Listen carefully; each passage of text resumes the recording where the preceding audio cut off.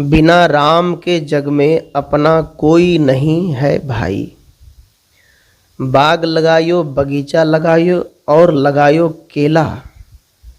इस पिंजड़े से प्राण निकल गए, रह गया चमन अकेला।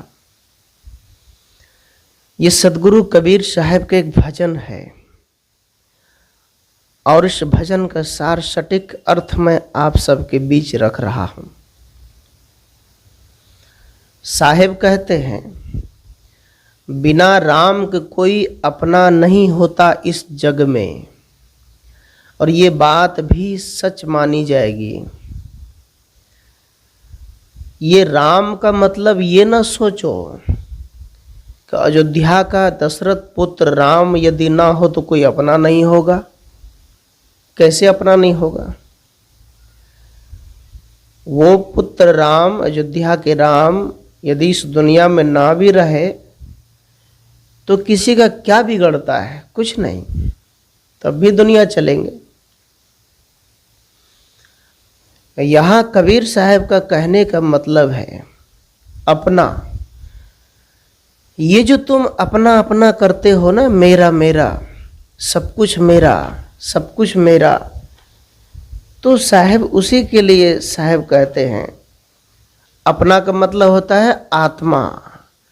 हर आदमी को अपना देह, अपना शरीर, अपनी आत्मा प्यारी है। अपना सुख प्यारे हैं, अपना दुख किसी को प्यारे नहीं है ना। तो साहब इसीलिए कहा इस दुनिया में राम के बिना कोई तुम्हारा नहीं है। मतलब पहले तुम हो, है ना। आप जो ये बोलते हो ना कि देवी देवता को पहले चढ़ाएंगे फिर हम खाएंगे, है ना।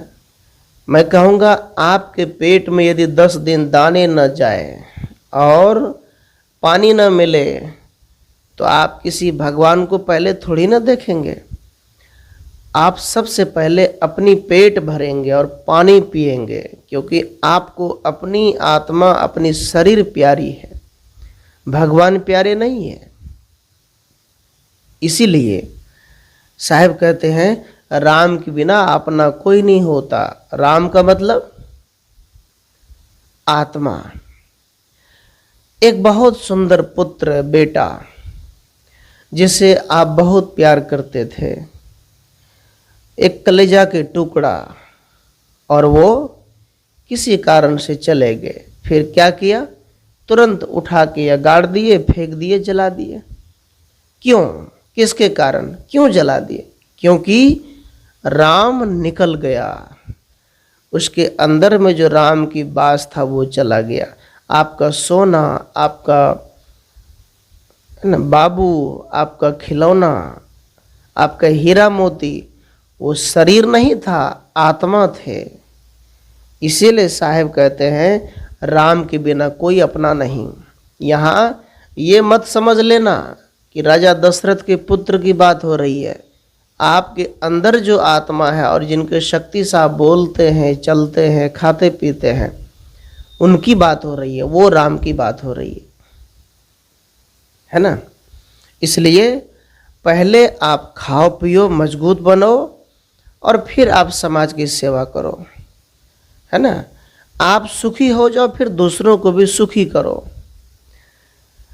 अब साहब कहते आप खारी खात है, बेचत फिरे कपूर, है ना। अपना तो दुखी है और गांव गांव में लोग क्या करते हैं, 10 रुपए की अंगूठी बेचते हैं कि ले लो भाई, ये लोगे तो तुमको नौकरी लग जाएगी। वो क्यों बेच रहा है भाई? पहले उसकी नौकरी लगनी चाहिए। वो तो खुद दुखी है, गरीब है, और तुमको वो अमीर बना रहा है। तो साहब कबीर कहते हैं इनसे बचो, इनके भरम जाल में मत फंसो। अब फिर कहते बाग लगायो, बगीचा लगायो, ये सब कुछ लगाया। इस पिंजड़े से प्राण निकल गए हो, रह गया चमन अकेला। तूने सब कुछ लगाया, बाग बगीचे लगाया, लेकिन जब भोगने की बारी आई, खाने की बारी आई, तुम यहां से चल देते हो। 3 महीना त्रिया रोवे, 6 महीना संग भाई। सज्जनों, सदगुरु कबीर कहते हैं कि कोई भी प्यारे आदमी मरे तो कितने दिन रोगे तुम? बहुत तो 3 महीने, कुछ अब तो मरे तो 2 दिन रोते हैं लोग, उसके बाद सब भूल जाते हैं। कौन किसका है इस दुनिया में? कोई किसी का नहीं, आपके अलावा, आपकी आत्मा के अलावा आपका कोई नहीं। आपकी सद्बुद्धि, आपकी भक्ति, आपके सत्कर्म, आपके अच्छे बोली बानी परोपकार, यही आपके साथी है और आपका कोई नहीं है। जीवन भर तक माता रोवे, कर गयो आस पराई। साहब कहते हैं माता जो गोद में पाले पोसे, जिन्होंने जन्म दिया, वो जीवन भर तक रोती रह गई और आशा जो लगाए हुए तो वो पराई हो गई। 5-25 बाराती आए, ले चल होई। कहत कबीर सुनो भाई साधु, यही गति है दुनियाई आई, यही गति है दुनियाई। सदगुरु कबीर कहते हैं 5-25 बाराती आई, है ना, 4 लोग कंधे पर लेंगे और कुछ लोग पीछे से राम नाम सत्य बोलेंगे, है ना। ऐसा पूरे हिंदू समाज मानते हैं। राम नाम सत्य बोलेंगे। कब बोलेंगे राम नाम सत्य? है ना, जब मरेंगे। उनसे पूछो कि क्या तुमने सत्य को जाना, क्या तुमने सत्य को प्राप्त किया? वो कहता है नहीं, मैंने तो दशरथ पुत्र राम को भक्ति किया, उनका पूजा किया। तो कबीर साहब पूछते क्या वही सत्य है? दशरथ पुत्र राम सत्य नहीं है, आप सत्य हो, है ना, आप सर्वशक्तिमान हो। तो यहां कहते हैं साहब जी, जितने बाराती तुम्हारे पीछे चलेंगे और जो कंधे पर लेकर चलेंगे, वो जो शब्द बोलेंगे तुम्हारे लिए, उस शब्द से, उस नाम से तुम्हारी मुक्ति नहीं हो सकती। सज्जनों, याद रखना, इस दुनिया में जब आदमी जन्म लिया होगा तो राम का नाम नहीं था, और इस दुनिया में जब आदमी जन्म लिया होगा तो शिव का भी नाम नहीं था। इस दुनिया में जब भी जन्म लिया होगा तो इतने देवी देवताएं भी नहीं होंगे। तब इस दुनिया में, इसी भारत में एक सातिर दिमाग का लोग जन्म पैदा हुआ, है ना, बिना बुद्धि की जात, है ना, बिना बुद्धि की कमाई खाने वाली जात, जिनको ब्राह्मण बोलते हैं। फिर उसने कहा कि भगवान बड़े हैं। लेकिन जब इस दुनिया में आदमी सर्वप्रथम जन्म लिया होगा, जब गेहूं धान चावल नहीं होगा, तो क्या खाते होंगे? कुछ न कुछ खाकर जीवन व्यतीत करते होंगे। फिर धीरे धीरे पत्थर से पत्थर टकराए तो अग्नि पैदा हुआ, तो उन्होंने अग्नि का आविष्कार किया। फिर उसी से बल्ब की आविष्कार किया। इसी प्रकार मनुष्य में विकास हुआ, विज्ञान बढ़ी और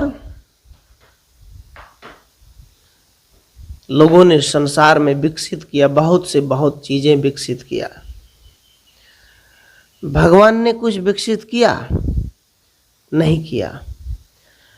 लेकिन भगवान शब्द का मतलब है कि जिस दिन आदमी जन्म लिया होगा, और वो आत्मा उनके अंदर जो शाश्वत है, वो शाश्वत आत्मा सब दिन से है, आज भी है, रहेंगे। उन्हीं का खेल है दुनिया में। बाकी जो भी कुछ करते वो सब एक पागलपन है, और आत्मा सत्य है। साहब कहते तेरे घट में राम, तू काहे भटके रे। जैसे अगिन बसत पथरी में चमकत नहीं बिनु पटके रे। साहेब कबीर कहते तेरे घट में राम तू भटकते कहाँ हो। और जैसे अगिन बसत पथरी में, है ना, आप जानते हैं पत्थर है, दो पत्थर रखा हुआ है, लेकिन आपने जैसे ही पत्थर को उठाकर एक दूसरे पर पटका तो अग्नि प्रज्वलित हुई। तो यहां कहते चमकत नहीं बिनु पटके रे। दो पत्थर को रखो तो अग्नि दिखता है क्या? दिखती है। और यदि उसे हम पटके तो आग निकलती है ना। ऐसे ही साहब कहते हैं आप जो बाहर भटकते हो ना, उस मन को उठा करके अपने अंदर केंद्रित पटक दो, है ना। बाहर से अंदर पटको। जब तुम बाहर से अंदर अपने मन को पटकोगे और अपने आप को अंदर ही झांकोगे तो पता चलेगा कि वो जो ज्योति है वो ब्रह्म है और वो शक्ति है जो चमक रहे तारे के समान, और एक सुई की नोक की बराबर बिंदु जिसे हम सूक्ष्म आत्मा कहते हैं, वो तुम्हारे अंदर वो भगवान की बास है, ईश्वर की बास है। देखो तो सही। फिर साहब कहते जैसे माखन रहत दूध में निकसत नहीं बिनु झटके रे। अब आपको पता है किसान के दूध की कीमत क्या होगी? 50 रुपए किलो। और वो दूध निकाल कर यदि बाल्टी में टंगे रख दे ऐसे 2 दिन तो दूध खराब हो जाएगी। लेकिन यदि वही किसान 50 रुपए किलो के दूध की यदि छाली या माखन निकाल ले, माखन निकाल कर यदि उसे पेड़े मथे तो उसे घी प्राप्त होगी। उस घी का कीमत 1000 रुपए किलो। यदि दूध का घी माखन ना निकाले तो क्या मिलेगा? कुछ नहीं, है ना। कितने लोग कहते हैं भक्ति नहीं करें, सत्संग नहीं करें तो क्या होगा? अरे कुछ नहीं होगा, जीवन तो चलेगा लेकिन जीवन बर्बाद होगा। नशे में, दारू में, ताड़ी में, गांजा में, झगड़े में, विवाद में, चुगली निंदा में, राजनीति, गलत प्रपंच में साहिब कहते हैं इसमें बर्बाद होगा। यहाँ कहते हैं दूध में घी का अंश है लेकिन जब मथोगे उस तब प्राप्त होगा। ठीक इसी प्रकार कहते हैं साधना करोगे, आंखें बंद कर ध्यान करो, एकांत सेवन करो, कुछ देर बैठो। यदि आप लंबे समय तक ध्यान करते हैं तो धीरे धीरे मन का स्वभाव केंद्रित होगा। यदि आप ध्यान छोड़ देते हैं, साधना छोड़ देते हैं और आप तीर्थों में भटकते रहते हैं, किसी में यहाँ वहाँ डुबकी लगाते रहते हैं और इस भगवान के उस भगवान के पास दौड़ते रहते हैं, तो सच मानो फिर आपको वो घी प्राप्त नहीं होगी, मतलब वो आत्म साक्षात्कार नहीं होगा। आत्म साक्षात्कार करने के लिए साहब कहते हैं आपको साधन ध्यान करना ही पड़ेगा। आप सोचो जरा, सदगुरु कबीर मेहनत करते हुए साधना किए। संत रविदास जी महाराज जो शिरोमणि है, उन्होंने भी जूते बुन करके साधना किए। इसी प्रकार महावीर स्वामी है और पंजाब के संत नानक देव जो किसानी करते हुए, और कबीर साहब तो कपड़े बुनते थे। लेकिन मैं जब भी सोचता हूं इन संतों ने जो साधना दी है भारत को, यदि जिन्होंने भी इन संतों को पढ़ा है वो संत आज इन संतों को जो किसान भी पढ़ा है, जो भी व्यक्ति पढ़े हैं, गृहस्थ समाज, उनका जीवन ऊंचे लेवल पर है। लेकिन जिन्होंने ब्राह्मणों की पढ़ा है, उनकी मनुस्मृति को पढ़ा है, मैं समझता हूँ वो आज तक खोजता ही है। ईश्वर को खोज रहा है पत्थर में, 100 ग्राम की शिवलिंग में खोज रहा है, क्या मिलेगा जी? कुछ नहीं मिल सकता। तो यहां साहेब कहते हैं संतों ने तपस्या किया, ब्राह्मण को लगता है कि हम बड़े शातिर दिमाग के हैं, क्या हो तुम, लेकिन याद रखना संत ने समाज को बहुत कुछ दिया, एकजुट किया, छुआछूत मिटाया और सच्चे आत्मा का दर्शन करवाया। यह है सदगुरु कबीर का ज्ञान। फिर साहब कहते जैसे मधुर रस बसत उख में, निकसत नहीं बिनु खटके। उख मतलब गन्ना है ना, उसके अंदर रस है, उसे पेड़ते हो मशीन में, फिर उससे बहुत कुछ बनती है ना, मेहनत से। कहें कबीर सुनो भाई साधु, हरि न मिले बिनु अटके। साहब कहते हैं कि हरि का दर्शन ऐसे नहीं होगा। अटके मतलब है ना, कहते हैं एक सदगुरु कबीर की ज्ञान विचारधारा में तुम अटक जाओ, मतलब रुक जाओ, है ना। तुम भटको मत, अटको मतलब कहीं रुको।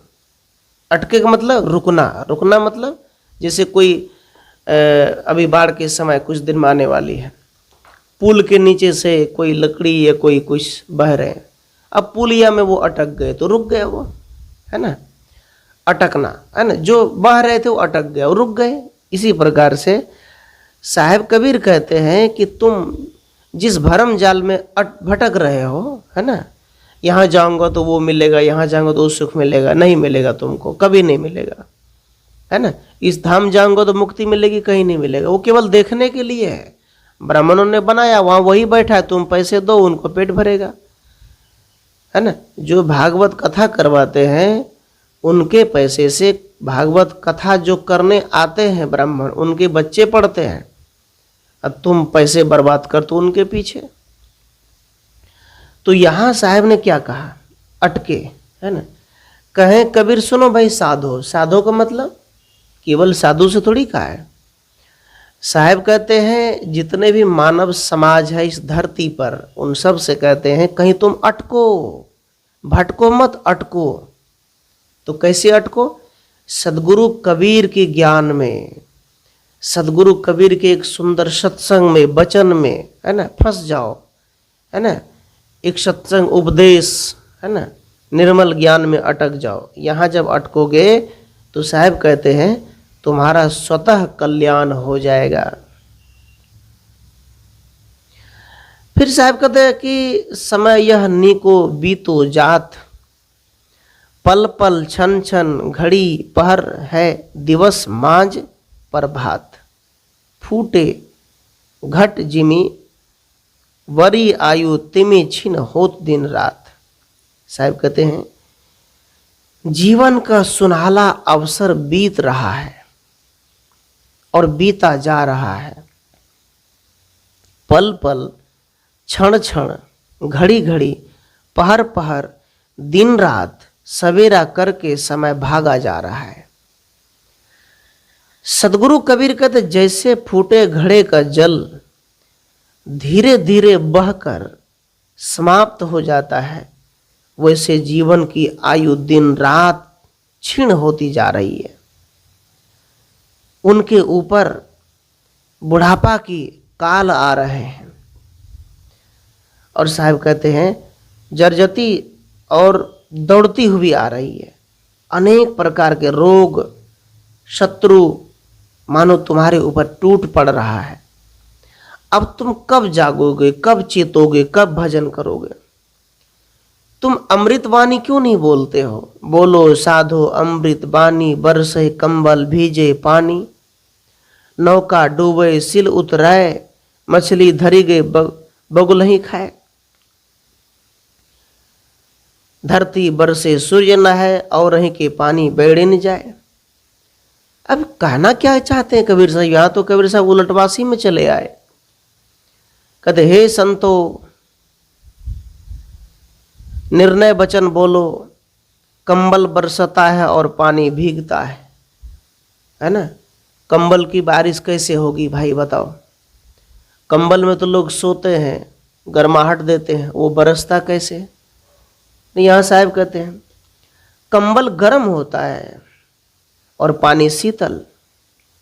इसका मतलब होता है काम, क्रोध, लोभ, मोह, दुर्गुण, ये गर्म चीज उत्तेजना है।